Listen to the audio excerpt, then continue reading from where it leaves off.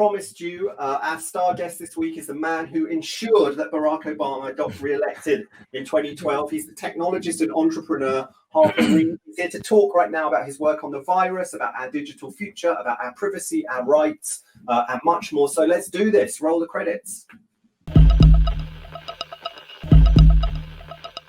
Hello, Harper. Hello. Thank you for having me. Yeah, so good to be back for the next round, right? Because you came out to Berlin many years ago to speak there, right after the Obama campaign, and then you founded another company, and then you ran the tech rule at PayPal. I mean, you've done a lot of things. Before we start on what you're doing now, there was one quote on your website that is such a different perspective from my perspective that I just want to quote it. Is there's a beautiful and organized system hidden underneath what seems messy. And personally, I always feel there's a messy system hidden underneath what seems beautiful and organized. Tell us about it. This is your motto? This is your guiding? Well, I think it's more that oftentimes I've found that when I have flourished, it's in these kind of very confusing, complex, really kind of everything seems like it's messed up. Like it doesn't seem like there's a direct answer. And yet working with some very smart people, we're able to kind of extract the system out of it. And then from there, we can, do something interesting with it. And there's all sorts of these kind of examples. And you can see, whether it's a founder or a scientist, it's oftentimes looking at the noise and trying to see the thing underneath that allows you to get whatever you're trying to get. And, our world is seemingly more and more full of noise. And I think that means that there's a lot of opportunity. But I think it's also me realizing that I'm a very systems-based thinker and kind of try to, how do you say I'm a systems thinker without just saying, hi, I'm a systems thinker? Branding. Hashtag branding. This is an important aspect, you got to represent. Yeah. So you've already looked at some systems, right? You had Threadless, which was how to get designs together, and that wasn't really your first thing. Then you had elections, which is how to get opinions together. I mean, even harder with tech. And then you did a lot of e-commerce work as well. But now we have a pandemic, and what have you been doing? Solve this world for us. Well, it's actually really complicated. So the first thing I've been doing is just sitting in my basement, which is what everyone should be doing, stay at home, etc. But what that has done is it is like it's very small. I'm used to a very big world. I'm used to a global world. I'm used to traveling, interacting with people. It's very small. And so the first thing I did was I said to myself, I need to figure out how to create spaces that are bigger. And so I started doing a lot of community organizing. And I use the words community organizing because that's the words that, are used in politics, where you look at a community. And in my case, in my basement, this was me and then my friends. And then I start saying, okay, because we're just on, you're on that WhatsApp group. You're just on, you're on some group to text, you're chatting back and forth. And we started this a WhatsApp group in mid-January following what was going on in Wuhan. Really looking at this as like, wow, this is crazy. And I think the reason was many of us are mid or kind of later in our careers.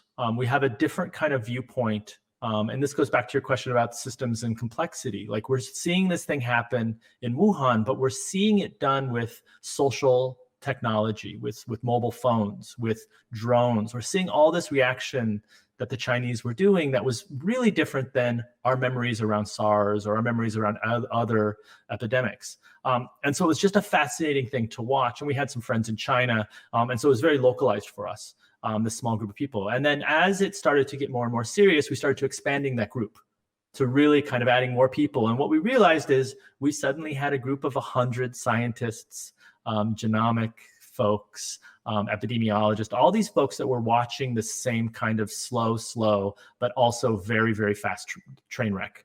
And it was scary because I remember being, I travel a lot, like many of us. And earlier this year, I was traveling a bunch, and I was actually in Florida for a board meeting. And I remember reading about a whole bunch of just information that was coming out of China. And a friend of mine had just traveled to their hometown for Chinese New Year, and they were locked down. And I remember being like, wow, how do you lock down a city of tens of millions of people. Like, how does that work? We know now how it works, but this was a thing where I was like, okay, this is serious. And so when I got back from that trip, I remember telling my partner, I was like, this is really serious. We have to take this very, very seriously. And so that's when I started really digging in full time and thinking, okay, I have this network. We all have a network. I have these tools in front of me, and my tools were mostly communication tools. And so it was like, okay, what can we do? And so we just set out to do things, and we set out to do anything. A lot of it was about collaboration. I always joke that I don't have any skills except my network.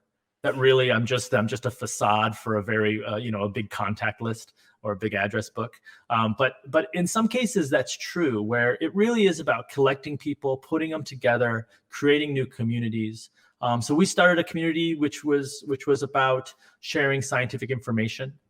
There was another one we started, which was all about sharing information for clinicians, so doctors, people working actually on the front lines.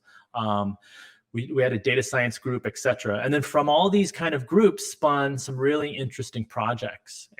But what was fascinating about it, it was really about just looking at this and saying, okay, Monique, you are really good at data. David, you're really good at making interfaces. We need to figure out a way to share this data with the masses.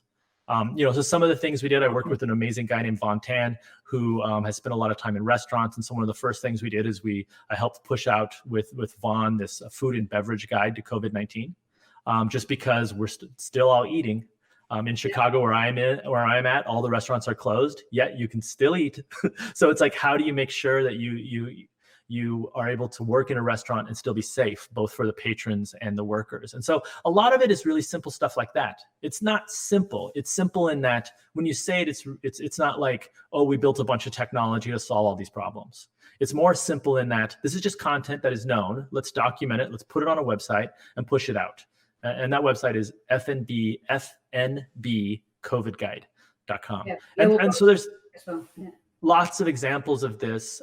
But really what was interesting for me was, how do you find the community? How do you focus on the community? How do you figure out what assets the community can create together, and then just start doing it? And I think as I look back on some of this, I think it was an emotional reaction. Like, I was stressed. I was frustrated. It was scary. The economy was collapsing. My businesses, I was on the cusp of starting a new business. It had collapsed. There was a lot of uncertainty. I always think that I'm good at risk and good at crisis, but like when it comes to it, it's scary. And so I was reacting by like, okay, got to be busy, got to go to my basement, got to go sit in front of Zooms, got to go on Hangouts. Let's get some stuff done. And so there's a whole. But it must also be that you have this strong belief that there is an order there and you can do something about it. You have this belief that huge problem, you can't solve. Yeah, well, I'm lucky in that I was talking to a bunch of epidemiologists, and the epidemiologist would say, oh my gosh, this is really scary. We're totally fucked. Like, that's what they would say. And I would just be like, okay. And then I'd be like, okay, that's scary. You're a scientist. That's scary. And then I would talk to some military folks, some people who are used to like emergency response. And they would say, oh my gosh, this is so scary. We're totally fucked. Okay, so this is what we're going to do. And I noticed these two perspectives. One was, everything is broken. This is scary. And then there's like a period. There was no and then.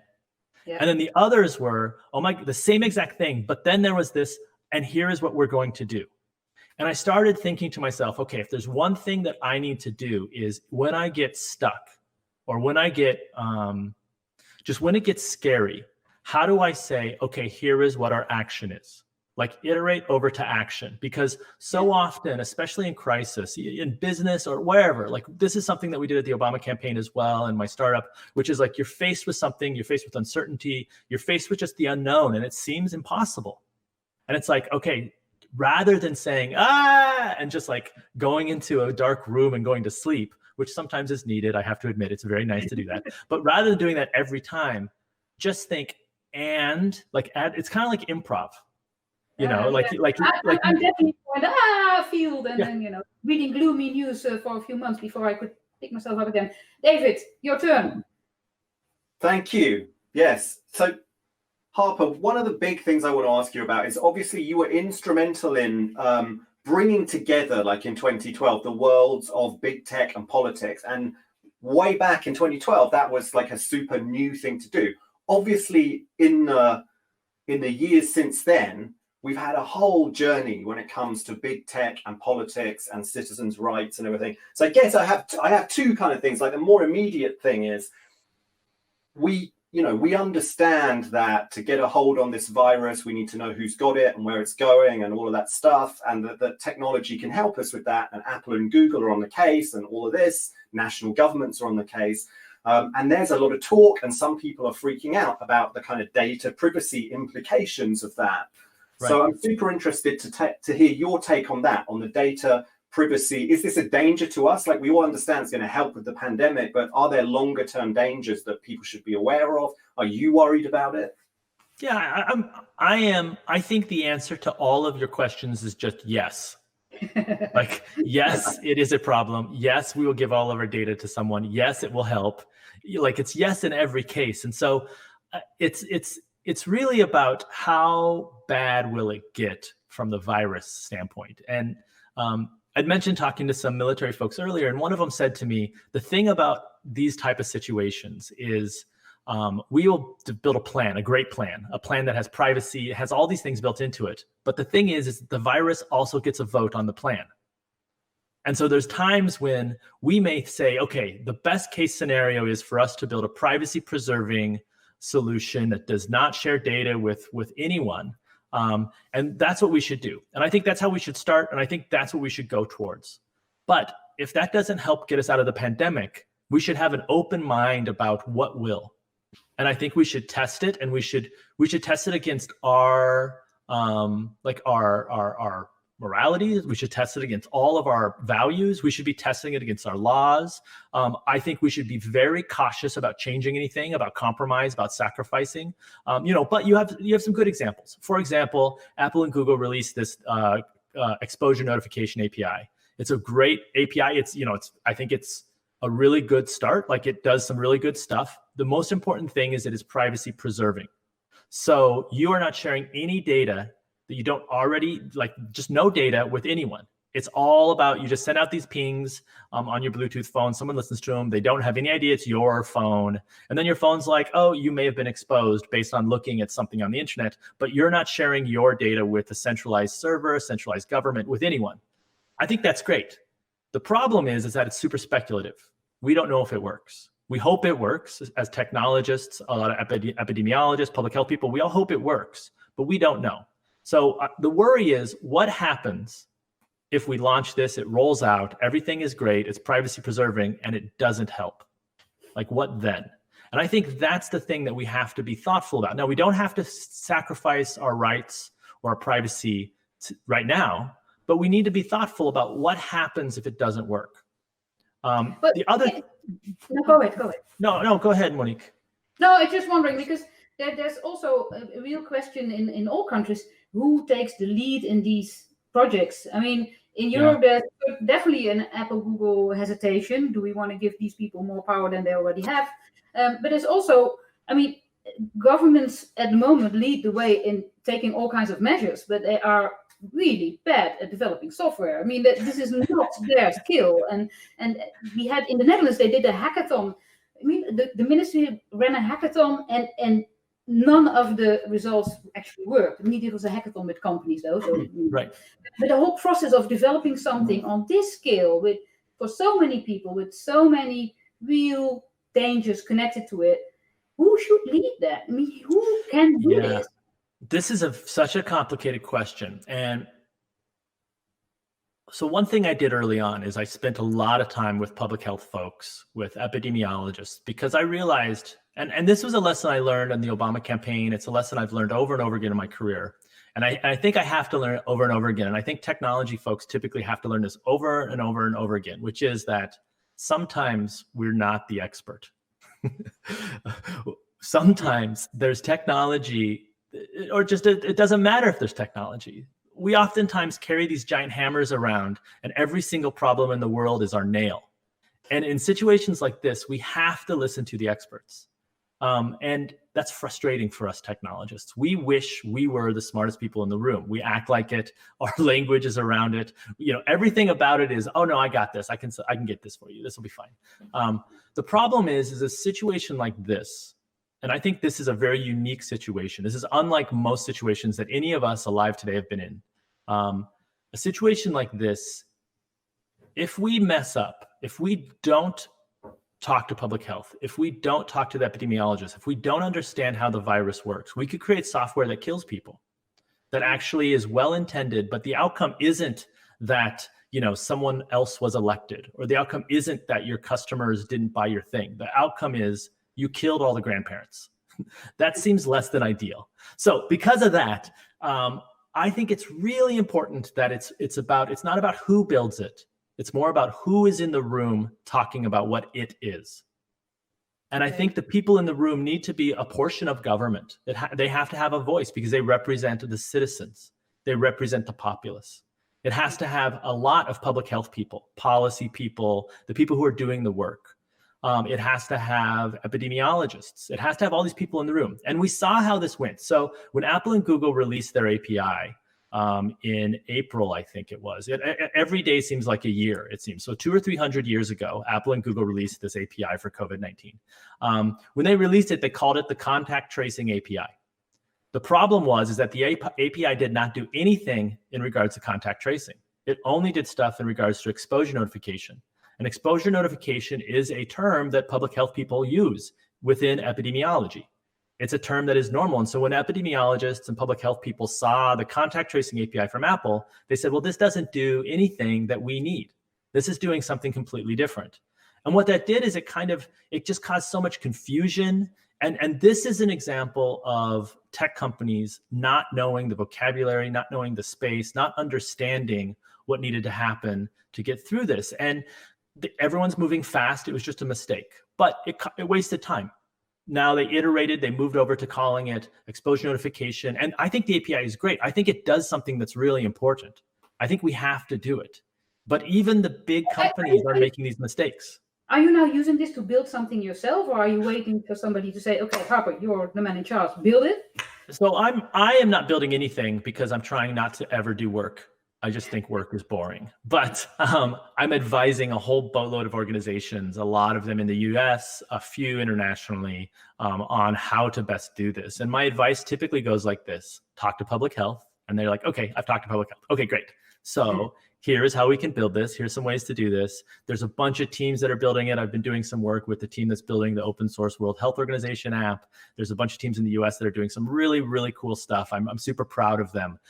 And what's exciting about most of these teams is they're open source, the code, everything is auditable. All of the workers are volunteers. People are doing this because they want to solve the pandemic. They want to get out of the other side of this. People aren't doing this because they want to make money. And I think that's a really important thing. Not that you shouldn't make money. There's time for making money. There's time for making money inside of the situation. But we should make sure that these solutions, because they're being used by the government to help all of us citizens, that these solutions are open source, auditable, and more importantly, private. If it's open source and auditable, we'll be able to understand that. If it's not. Yeah.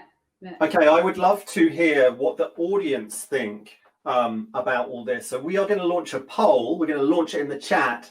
And the poll question is, listen up, I am happy to share my personal data with government and big tech companies in order to help fight the coronavirus, yes or no? Okay, so go to the chat, you'll see the poll, vote yes or no on that question, and we will find out what you thought at the end of the show. I mean, segueing a little bit, Harper, obviously right now is a very specific set of circumstances, and it was super interesting to see what happened with Apple and Google releasing that API and then kind of going to like getting at loggerheads with some of the central governments. And it was kind of a role reversal because some central governments were like, we want to take a centralized approach. We want to collect the data, aggregate it and analyze it, in a centralized way. And Apple and Google are like, we're not going to have any part of that. This is totally decentralized. It's just going to be a network of phones that ping each other. We're not going to centralize the data. I mean, there's something weird about that. Maybe there's something weird about big tech companies telling government the way it's going to be, even though in this case, it was kind of a role reversal because they were doing it to kind of protect our privacy. So yeah, I just wonder about your broader take on the relationship between big tech and government, and whether these huge technology companies, Facebook, Google, Apple, have become, to a certain extent, over mighty players in the public space, whether they do need to be regulated, like what your take on that, those kinds of questions are. I think it's very complicated, but I do think what we should start doing is we should start adding Apple, Google, Facebook, etc. into our list of countries. We should just treat them like another country, because they have such a huge amount of power within our organizations that and this power is geopolitical. This power is not just economic, it's truly geopolitical. Like if there was a nefarious CEO and they were saying, we're going to do this because we want to kill everyone, like they could probably do something like that. We trust that they don't, and because it's in the open market and people can buy stock, etc., like there's some controls, although we'll see. But it is it's a very complicated thing, and I do think that we need to start treating them the same as we would treat another very large country with that kind of level of income. We act like they are benevolent, and I personally, I know a lot of people that work at both companies. I've had very good experiences, and I don't think they're out to get us. But I do think that oftentimes technology moves way faster than legislation. It moves way faster than public policy. And so we see things where Apple and Google are making a decision, or it could be any tech company. It doesn't have to be them. It could be any tech company. They're making a decision relatively unilaterally that affect everyone in the whole world. Not everyone. You have like 20% of people that don't have smartphones. You have all these other folks that are not in that group. But for the most part, even those folks that are not, who are lower income, that can't afford it, that just don't have it, etc., even those folks are affected by the policy that they're pushing out. And what I think is fascinating is Google and Apple launched this stuff, which once again I think is very successful, but they launched it and unilaterally are making decisions on how it can be used and what are the rules around it. And so when the government, like let's say a state in the US says, hey, we want to do it this way, Google and Apple are like, nope. I think that is complicated. The reason is because Google and Apple were not elected. The state was. So when I elect a governor or I elect a president of my country or whatever it is, and I say, look, my vote says that you are going to be the one that makes the decisions. And when you have a private company that just says, no, your decision's stupid, that's just a complicated thing. Now, that may be that they have different information because of their unique view of the world. They may be that they have something that they are not sharing because it's competitive. It also may be that they're just doing something because they're scared, because they don't want to get sued for privacy violations, because they know that if they had a centralized approach, that would be a big issue in many countries with, GDPR, for instance, or California or wherever. We don't know the motivations. And I think that's where it's confusing, because typically in politics, when you elect someone, you have a pretty good idea of their motivations. They want to do X because of Y. But in these tech companies, they say, well, we're doing X. And we're just like, why? Yeah, that's not clear. I mean, that's kind of my take on it is, okay, like if huge big tech companies unilaterally decide to protect your privacy today, what do they unilaterally decide tomorrow? And that just feels kind of crazy dynamic. And that's the concerning thing. And, I think if this was a economics 101 class in college, we would say, well, we could just not buy them. Like you can vote with your pocketbook. And yes, in a vacuum, that's true. But if you look at how powerful these companies are, right, it is going to take so long for us to remove the power that they currently have. And I don't necessarily think that's the point. I don't think the point is stopping Apple and Google. I think they are doing good work for the most part. There's some problems that I have here and there, but there's some problems I have here and there with myself. Like it's all about iteration and moving forward. I think the issue is we have tried in the world to go towards forms of government where there are checks and balances. And we currently don't have any balance within our tech organizations. There's more and more it is about monopoly. More and more it is about one or two players. And we just don't have insight into how decisions are made. And I think this is a cultural thing that these organizations have to mature into. They have to understand their power that they have, and they have to figure out, okay, if we are going to be a player on the global scale, in situations like COVID-19, we're going to have to figure out how to set up more transparency, et cetera. And you've seen places like Facebook do this with their content moderation boards, with their AI boards. You've seen organizations that have done this with other ways of regulation where things are just complicated. It's not about necessarily regulation. It's about, okay, so you have regulation. It's not like Google and Apple are doing something outside of regulation. They're doing something well within regulation. It just is contrary to what the central governments are suggesting or wanting.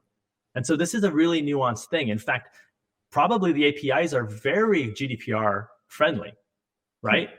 And so it's like complicated where it's like, okay, you have a very restrictive regulation and now they're following it. And now people are like, well, wait, we want you to do it a little differently. And so it's like this funny thing where you're like, okay, so what do we do? And how do we iterate? I also think that we would not have this problem if we had a stronger, and I'm speaking mostly from the US right now, if we had a stronger government reaction to the COVID-19, if we had better leadership. And I just think, the West kind of reacted a little slower than I think we should have across the world on this stuff. And I think if we would have reacted a little quicker, especially around contact tracing and more of the manual public health interventions, I think maybe, we wouldn't have to rely on a big tech company to come in and save us. Yeah. Monique, I think we have some questions in the chat from the audience, right? We do. And some of the questions are from people that, are very interested in your view on democratic developments and some more on social media. But the very important question from Sicko is, are those glasses 3D printed?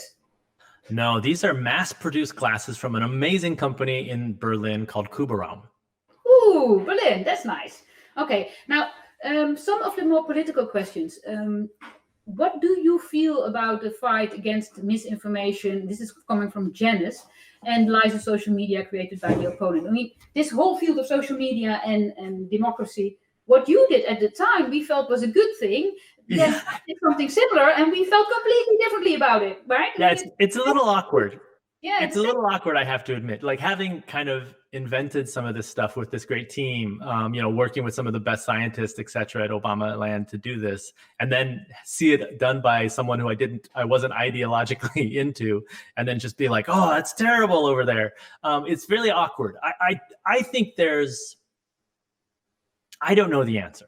I've thought about the answer a lot. I have a lot of friends that are working on this, and I just don't know. It's so hard. And it's not hard because we can't build tools to find it. There's obvious tools out there that are just like things that are, you can look at quality. It's almost like spam. You can find the misinformation that is completely wrong and just be like, okay, we blocked all that. But the hard part is when the misinformation is the same misinformation we've always had, which is like David says, Harper has 2 heads. And I'm like, no, I don't.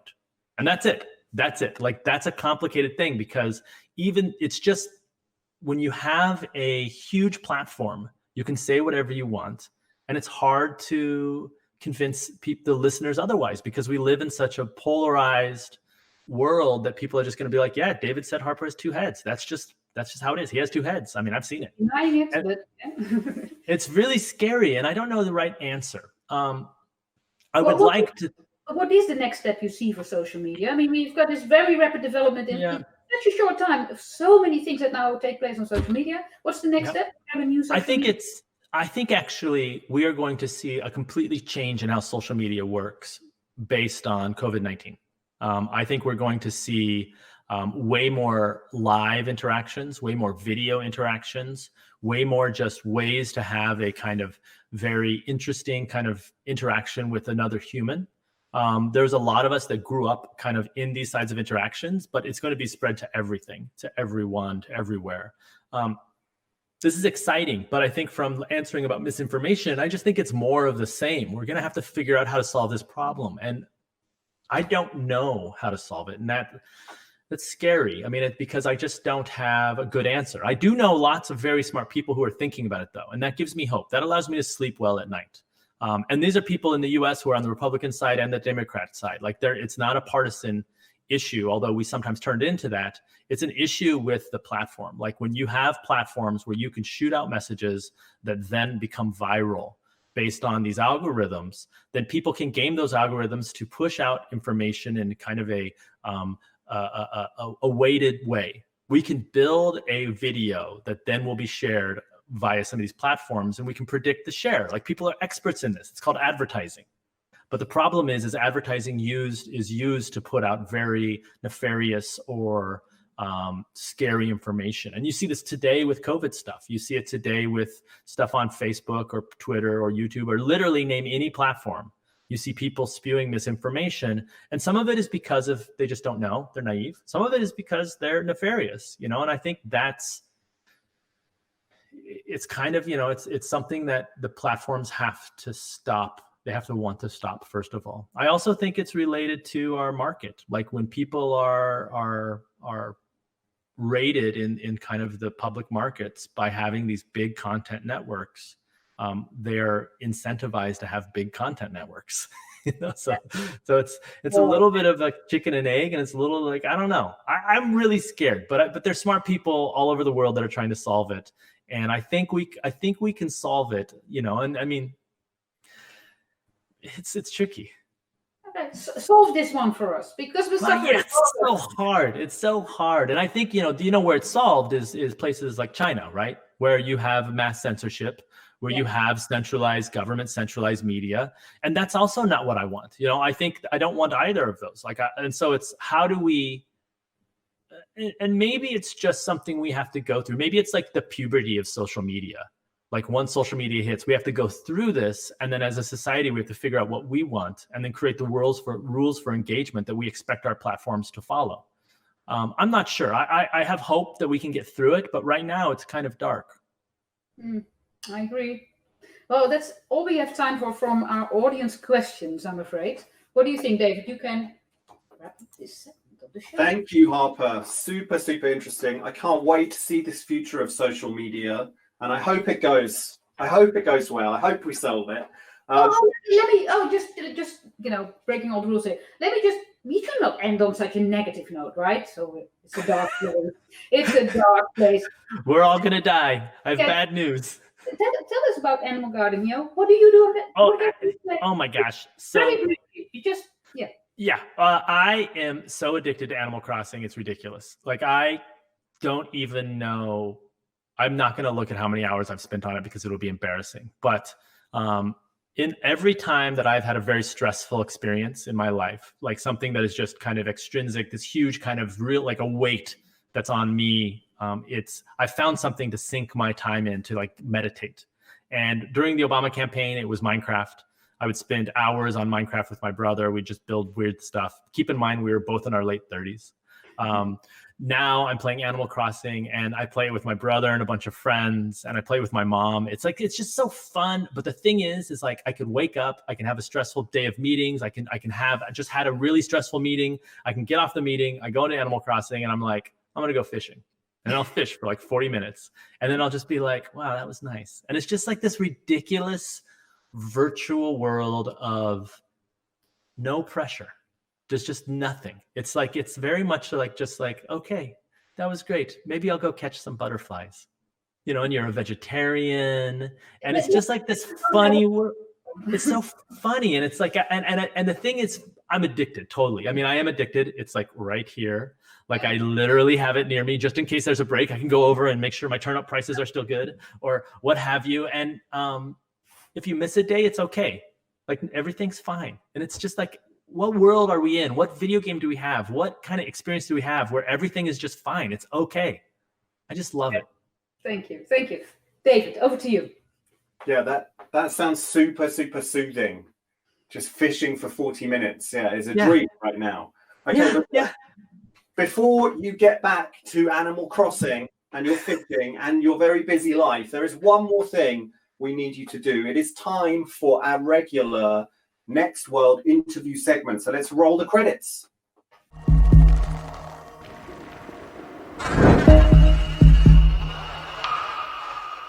Okay, audience and Harper, let me take you on a journey. Imagine this. It is the near future. There's been a crisis on planet Earth, not this crisis, another crisis. Okay. And amid that crisis, a team of technologists hatch a daring plan. They are going to travel far beyond the solar system with 1,000 specially selected people to the planet Next One. There they will establish a permanent base, a new home, a new chapter for humanity. Harper Reed, because of your exceptional achievements in the field of technology and entrepreneurship, you have been chosen to be among those 1,000 people. And before you set off, before you become one of those 1,000 pioneers, there are 5 key questions we need you to answer. So let's roll question 1.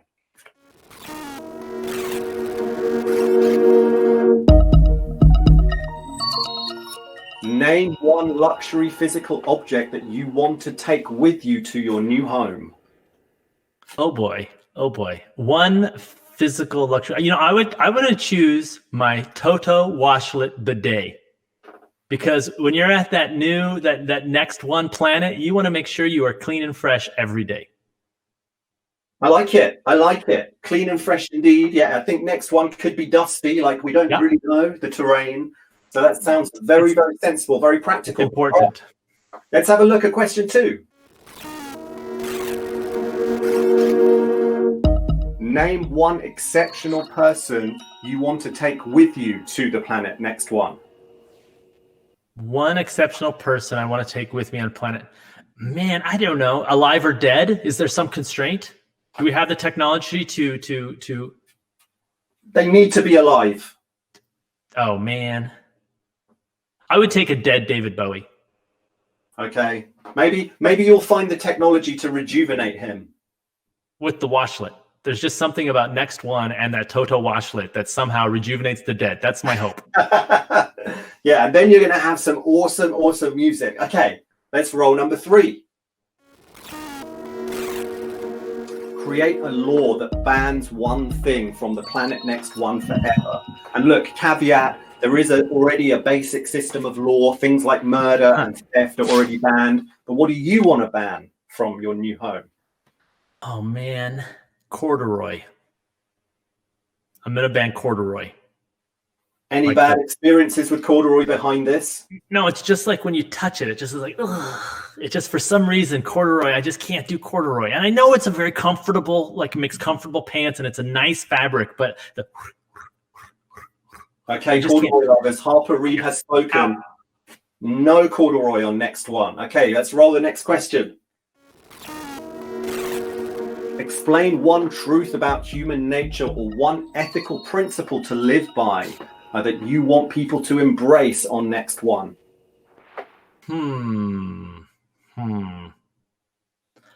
There's, I don't know. I think it's just about being decent.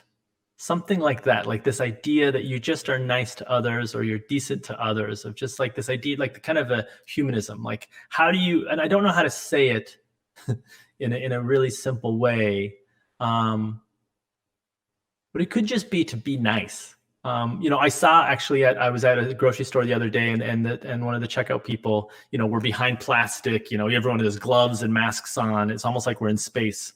And the person had a little pin on their apron and it just said, be nice. And I thought, you know, that is a defensive mechanism. How sad that this person has to have a pin on their apron that reminds the patrons to be nice during this time. And I think that would be the thing I would push out, is how do you be decent? How do you just make sure people are nice? Have that be a core part.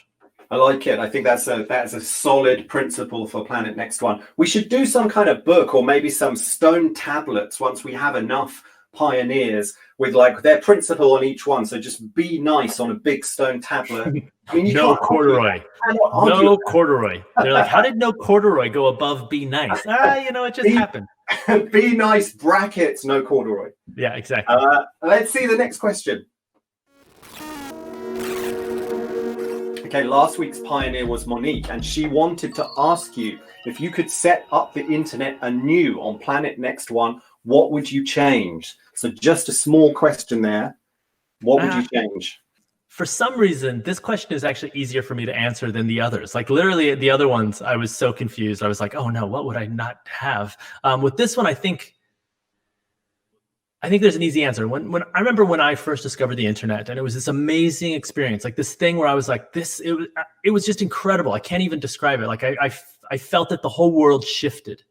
And for so many of us, that's how the internet has been. And for many of us today, the internet's just always been there, or you're a young person and this is just how your classes work, etc. But, I live in Chicago, a big city in the US, and there's many people in Chicago who don't have the internet. I think the thing I would change is I would actually solve for internet access, because we have all these great resources, Wikipedia, Khan Academy, all these places to learn, but we have this huge amount of our population in the world that just doesn't have access. And so we think about the democratization that the internet has brought, many things, businesses, education, and yet so many people are left behind. I think that I would make sure that every single person has unfettered, very fast, the fastest of internets, but access that is not censored. And so they can make those decisions themselves. I think that's the important thing. Thank you. Perfect. Let's roll the final question. Okay, next week's star guest and next week's pioneer is the futurist Pamela Pavlicek. You have to name one question that you would like to ask Pamela. Okay. Okay, so I love domain names. And I love domain names that say something. And Pamela's domain name is awesome, pamela.is. But I really want to know, what is Pamela? I love it. I've seen this domain name as well, pamela.is. We're all very jealous of this domain name. It's super cool. So I cannot wait to hear what she's got to say about that, her domain name, and indeed what she is. Monique, thank you so much, Harper. Monique, I think we're running out of time, right? Almost. We have two things to go. One is the results of the poll. Now, reminder, the question was, I am happy to share my personal data with government and big tech companies to help fight the coronavirus. So what was the answer? All of you out there, 65% said, yes, I'm happy to share the data, but 35% said, no, I'm not. I don't want to share my data. So there you go. It's not. I thought more people would say yes, to be honest. I'm surprised. Well, I think it lines up pretty clearly with probably who will die and who will live with coronavirus. Oh, whose parents will die and whose parents. Oh, yeah, sadly, that's true. Yeah. Oh, okay. Well, David, you have the finalize of the show. I think we're running out of time, but we did make one big, bold promise at the start of this show, and that is I'm that so Harper scared. is a better juggler than me and Monique. Harper, are you up for this? Are you up to show your juggling prowess? Oh my goodness. I mean, I'll try, but I just haven't done this in so long. So let me see how this goes. Take it away. Whoa! Thank you so much, Harper Reed. I'll see you all next week for the show with Pamela. Thank you. See you next week. Bye. See you next week.